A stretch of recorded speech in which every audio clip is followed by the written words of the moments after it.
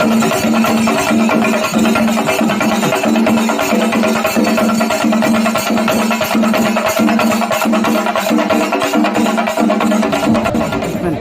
நம்ம பார்க்குறது விநாயகர் சதுர்த்தி. சென்னை ஈசிஆர் கிழக்கு கடற்கரை சாலையே ஸ்தம்பிச்சுக்கிற அளவுக்கு ஞாயிற்றுக்கிழமை இந்து முன்னணி சார்பாக இந்த விநாயகர் கோவில் நடக்கும். இது சென்னையில் வைக்கப்பட்ட அனைத்து சிலைகளையுமே ஞாயிற்றுக்கிழமை கற்றுனால பாலவக்கம் கடற்கரையே விழா கோலம் கொண்ட மாதிரி இருக்குது. அவ்வளோ மக்கள் கூட்டம், ஆயிரக்கணக்கான மக்கள் வந்து இதை பார்த்தாங்க. அவ்வளவு சிலைகள் ஒன்றொன்னா சிலை வந்தபடியாக இருக்குது. ஈசிஆர் சாலையில் பார்த்திங்கன்னா கடுமையான போக்குவரத்து நெரிசல் ஏற்படுது. அந்த அளவுக்கு இருந்தது. காவல்துறையை சிறப்பான ஏற்பாடு பண்ணியிருந்தாங்க. சிலையை வந்தவுடனே உடனடியாக இறக்கி அதை ட்ராலி ட்ரெயின் மூலயமா கடலுக்கு கொண்டு போகிறது. கடலில் கரைக்கிறது வந்து தன்னார்வலர்கள் சில பேரை நியமிச்சிருந்தாங்க. அவங்க கொண்டு போய் கடலில் கரைச்சாங்க. அது கரை ஒதுங்குற அந்த கட்டையெல்லாம் உடனே சென்னை மாநகராட்சி வந்து அப்புறப்படுத்திக்கிட்டே இருந்தது. நல்ல ஒரு ஏற்பாடை காவல்துறை செஞ்சுருந்தது. சென்னை மாநகராட்சி செஞ்சுருந்தாங்க. ஒரு குப்பையை கூட கீழே விடாமல் உடனே அப்புறப்படுத்த ஆரம்பித்தாங்க. ஏன்னு கேட்டாங்க, அவ்வளோ சிலைகள், எப்படியும் ஒரு 500 சிலைக்கு மேலே வந்திருக்கோம். இரவு 7:30 8 மணி ஆயிடுச்சு. அவ்வளோ சிலைகள். ஈசிஆர் ரோடே சுத்தமாக ஞாயிற்றுக்கிழமைங்கிறனால சுத்தமாக எந்த வண்டியுமே போக முடியாத அளவுக்கு பயங்கர போக்குவரத்து நெரிசல். அவ்வளோ சிலைகள் வந்தது. இதை அதே மாதிரி பார்த்திங்கன்னா இந்து முன்னணி சார்பாக மற்றவங்க சார்பாக அங்கே வந்து மக்களுக்கு வந்து பிரசாதமும் கொடுத்தாங்க. தண்ணீர் பாட்டில் பிரசாதம் இப்படி கொடுத்துக்கிட்டே இருந்தாங்க. நல்லபடியாக இந்த விநாயகர் சதுர்த்தி விழா நடந்தது.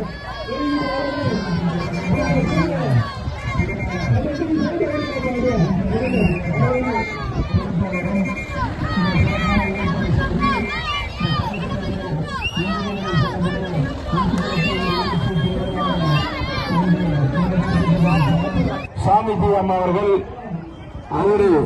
சொல்லப்போன பல ஆசீர்வாதங்களை செய்து அமெரிக்கா, லண்டன், ஆஸ்திரேலியா பல நாடுகளை சுற்றுப்பயணம் செய்து அங்கு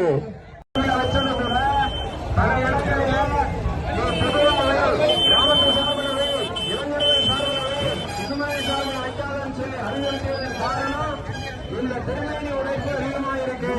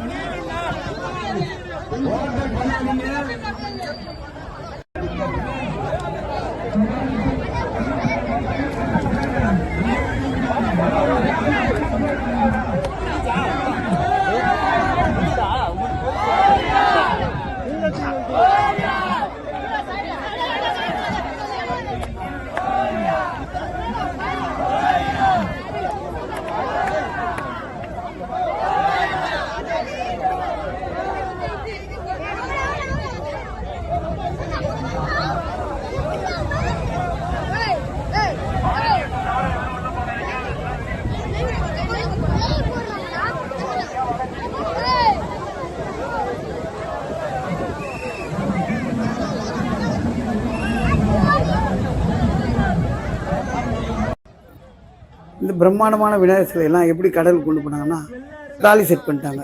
2 பக்கம் இந்த பிரம்மாண்டமான சிலையை அந்த ட்ராலியில் வச்சு கடல் வரைக்கும் கொண்டு போயிடலாம். அந்த மாதிரி ஒரு சிறப்பான ஏற்பாடை காவல்துறை செஞ்சுருந்தாங்க. அந்த இடத்துல இருந்து கிரேன் மூலிமா பெரிய சிலைகளை கிரேன் மூலிமா கொண்டு போய் கடலில் கரைச்சாங்க. சில சிலைகளை வந்து தன்னார்வலர்கள் அவங்களே கொண்டு போய் கடலில் கரைக்க ஆரம்பித்தாங்க. அப்படி தான் இந்த சிலைகள் கரைக்கப்பட்டது. ஏன்னா ஒரே நாளில் 500 சிலை 1000 சிலை கரைக்கணும்னா கஷ்டம். அவ்வளோத்தையும் எந்த ஒரு முகசுளிப்பும் இல்லாமல் அந்த தன்னார்வலர்கள் கரைக்க ஆரம்பித்தாங்க. எந்த பக்தர்களையும் வந்து கடலுக்குள்ளே உள்ள பக்தர்கள் கடலுக்குள் சென்று சிலையை கரைக்க அனுமதிக்கலை. கடலுக்கு முன்னாடி அந்த சிலையெல்லாம் வச்சு பூஜையெல்லாம் முடிச்சுட்டு அவங்கக்கிட்ட கொடுத்தா அவங்க கொண்டு போய் கடலில் கரைச்சாங்க. ஏன்னா கடல் ரொம்ப ஆழமான பகுதி, எதுவும் நடந்துடக்கூடாது அசம்பாவிதம் அப்படின்னால. அப்படி கரையாத வெளியே வந்த சிலையை இந்த மாதிரி வாகனங்களை வச்சு கடலுக்குள்ளேயே கொண்டு போனாங்க. அதுதான் பெரிய விஷயம். கொண்டு போய் அந்த சிலைகளை மீண்டும் கரைச்சாங்க. எந்த ஒரு அசம்பாவமும் இல்லாமல் நல்லபடியாக இரவு 8:30 மணி வரைக்கும் இந்த சிலை கரைப்பு சென்னை பாலாவக்கம் கடற்கரையில் நடந்தது. நல்ல முறையில் ஏற்பாடு பண்ணியிருந்தாங்க. இந்த பக்தர்களுக்கு பிரசாதம் வாங்குகிற காட்சியை நம்ம பார்க்கலாம். இது இந்து முன்னணி சார்பாக இந்த பிரசாதம் வாங்கினாங்க. எல்லாருக்கும் பிரிஞ்சு சாப்பிடும், யாருமே இல்லைன்னு சொல்லாத அளவுக்கு பூ கட்டி எல்லாருக்குமே கொடுத்தாங்க. நல்ல ஒரு ஏற்பாடு பண்ணியிருந்தாங்க. ஏன்னா இந்த சிலைகளை எடுத்து காலையிலேயே கிளம்பியிருப்பாங்க. அவங்க பல மணி நேரமாக இந்த வாகனங்கள் வராங்க, பசியாக இருக்கக்கூடாதுன்னு இந்த ஏற்பாடை செஞ்சுருந்தாங்க. ஏற்பாடு செய்தவர்களுக்கு நன்றி.